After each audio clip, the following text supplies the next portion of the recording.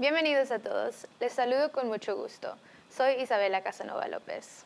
And I am Caroline DeMeyer. Welcome to Carolina Ahora, News in Spanglish. We begin with immigration. Despite growing concerns over potential ICE raids, some organizers are moving forward with cultural celebrations for Hispanic Heritage Month. El Pueblo, a Latino advocacy group in North Carolina, is one of the groups that chose not to cancel one of its big events this month.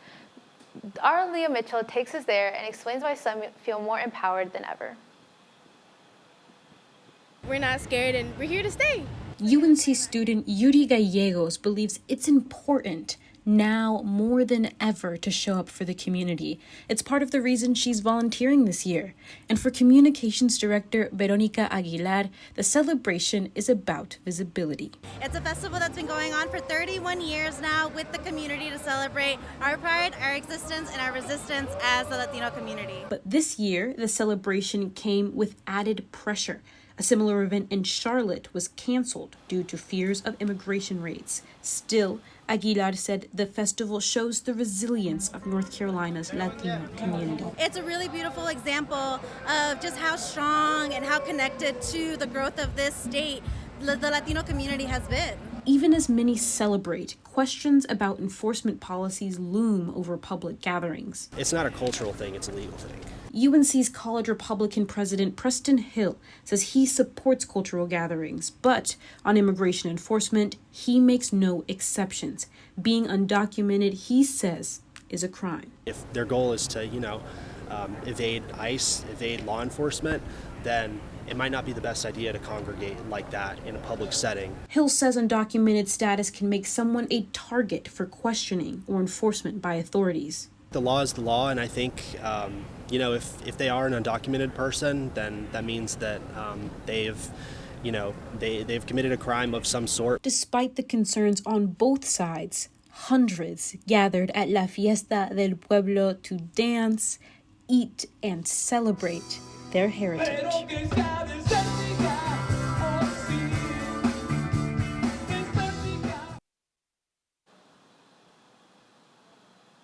President Trump is now emphasizing more law enforcement in future plans. It was a point he stressed at the memorial for political activist Charlie Kirk, who was killed earlier this month. Vice President J.D. Vance, members from the Trump administration, other conservative activists, and Kirk's widow were among those who spoke during the memorial. The president called the 31-year-old a giant of his generation. Kirk was known to travel to college campuses, including UNC, to speak to young conservatives and debate controversial issues. Trump said Kirk was a devoted husband, father, son, Christian, and patriot. He also said law enforcement was the beginning of the response to Kirk's death. Last week,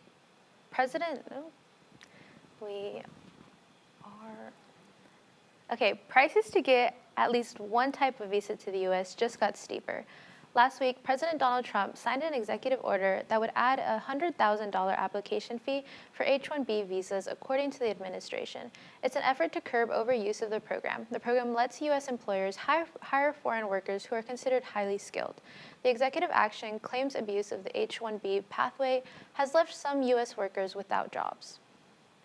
The announcement caused a bit of confusion for many. Passengers on one flight from San Francisco to Dubai could be seen with puzzled faces after the announcement.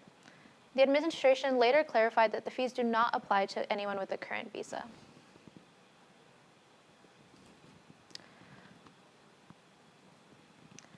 Federal agents in Los Angeles can detain a person solely based on factors like ethnicity, at least for now. The Supreme Court hit the pause on a lower court's ruling that has limited agents. Federal agents can now legally detain people for these factors: a person's apparent race or ethnicity, speaking English with an accent or speaking another language, presence at particular locations such as farms or workplaces, type of work person does. Now let's take a look at the thoughts around campus. There's no need for racial profiling if you give people due process, but for an administration that wants to speed run, sending people where they don't want to be, it's a pretty dangerous precedent to set. Again, reform is my goal. Deportations, my heart gets torn in half over them. But at the same time, I think the legal means needs to be the way to go, right? And I get that it's hard, and that's why I'm pushing reform. May not be the final word from the Supreme Court on the case. It is considered a temporary measure while the case makes its way through the Court of Appeals.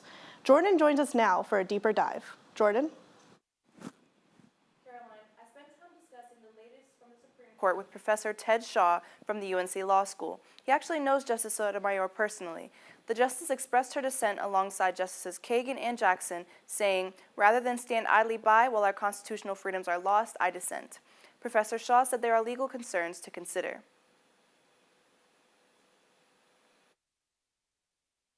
As legal identifiers can easily become discriminatory. As the Trump administration continues to ramp up ICE raids, Durham City Council passed a resolution to become what's known as a Fourth Amendment workplace. The Fourth Amendment protects people from illegal searches and arrests. The City of Durham said it passed the resolution to reaffirm this right for its residents. The city also says it will train government employees on how to verify arrest warrants. Despite this resolution, ICE does not need a warrant to make a public arrest, and the city cannot stop federal agencies. In February, U.S. Customs and Border Protection arrested 11 people in Durham who were accused of immigrating outside of the law. Durham is not the first in the Triangle area to take this action. Carborough passed a Fourth Amendment resolution in May. Let's head over to weather now to see what we should expect this week.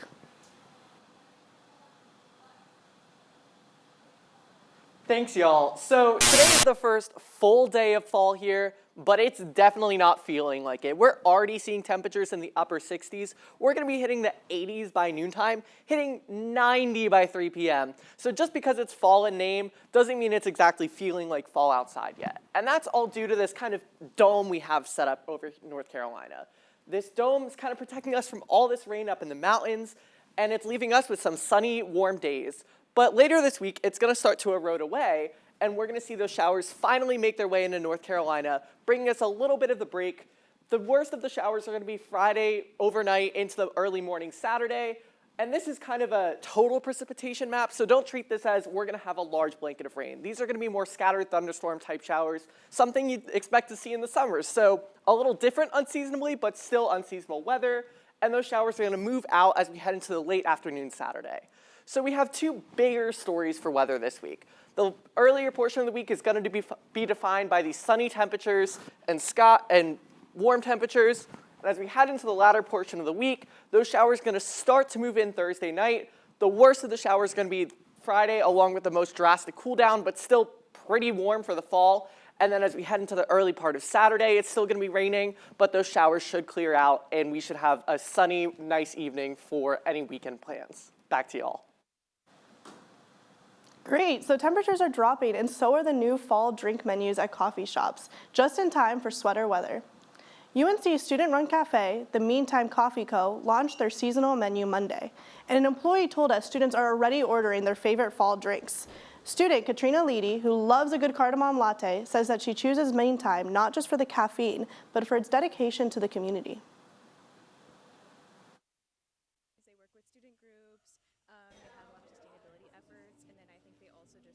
Hire really cool people and just kind of foster a really nice community on campus.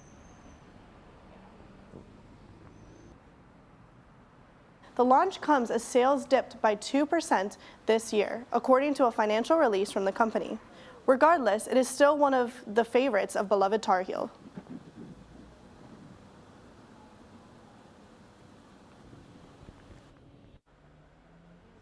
Pumpkin spice latte. Good answer. Bueno, también es la temporada de alergias. Casi 1 de cada 3 adultos y más de 1 de cada 4 niños en Estados Unidos presentan alergias estacionales. Un experto dice que el cambio climático hace que los síntomas duren más y sean más graves. Hoy en el Minuto de Salud les explicamos cómo el otoño puede ser una época difícil para aquellos que sufren de alergias y cómo se puede manejar estos síntomas. Berta Ramos con la información. Si usted cree que las alergias estacionales solo se presentan durante la primavera, piénselo de nuevo. Mientras que las hojas de los árboles cambian de color, los alérgenos polinizan y permanecen en el aire hasta que venga la primera helada. Los alérgenos siguen intensos y pueden provocar todos estos síntomas. La doctora Jessica Hoy del National Jewish Center dice que esos síntomas pueden incluir congestión nasal, flujo nasal y ojos llorosos, así como picazón. Hoy indica que esta temporada es una de las más difíciles para controlar todos estos síntomas. Finalmente, la temperatura es más fresca, así que usted va al aire libre, hace su trabajo de jardinería y abre las ventanas de su casa. Bueno, todo eso lo expone a esos alérgenos. Para evitar esa exposición, Hoy recomienda que se cambie de ropa si ha estado al aire libre, darse una ducha para quitarse ese polen de la piel y del cabello, mantenga en lo posible las ventanas de su casa cerradas, sobre todo las de los cuartos, evite salir cuando el polen está en su máximo, que es del final de la mañana hasta la media tarde, limpie las ventilas de su casa y cambie los filtros de aire. Todas estas cosas no solo son buenas para su hogar, sino que pueden ayudar a deshacerse de los diferentes alérgenos que se han acumulado a lo largo de los años. Y si usted ya tiene algunos de esos síntomas de alergia de otoño, Hoy afirma que los sprays nasales que se venden sin receta pueden ayudar, así como los antihistamínicos orales. Usted ya sabe que tiene las herramientas y la estrategia para tratar de limitar la exposición al polen. Para el Minuto de Salud les informó Berta Ramos.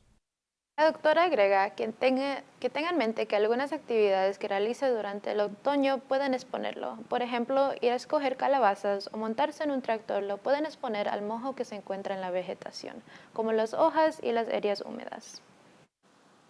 A nonprofit in Durham is helping local Hispanic kids celebrate the Spanish language and celebrate Cultura Latina. The nonprofit immersion for Spanish language acquisition called ISLA began in 2012 with 12 students. Now, ISLA's Los Sábados Heritage Language Immersion Program is about to serve 200 students per week starting next Saturday, October 4th.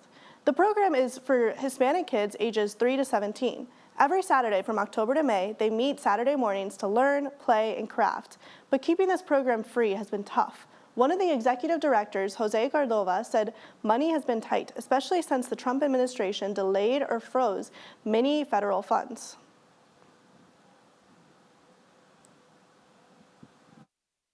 And we have a good community, and they know the value that Isla brings to the community, especially to North Carolina. You can scan the QR code on your screen if you're interested in learning more about the program or if you'd like to volunteer with ISLA. Another way to spend your time, dance anyone? In entertainment this week, we talked dance. I spent some time with one of the local dance groups. On Wednesday nights in Raleigh, Guya Bar in Raleigh comes alive with Latin dance. For a $10 cover, dancers of all ages and skill levels are welcome. The evening begins with a short lesson, and soon after, the floor fills with salsa, merengue, and bachata, where anyone can be your next dance partner. Each week, the Guya Latin Dance Social draws dozens, celebrating movement and culture in the heart of Raleigh. At the center is Eni Velez, a local entrepreneur and a salsa instructor who organizes the event. For her, these socials aren't just about dancing, they're about creating community. Here's how she puts it.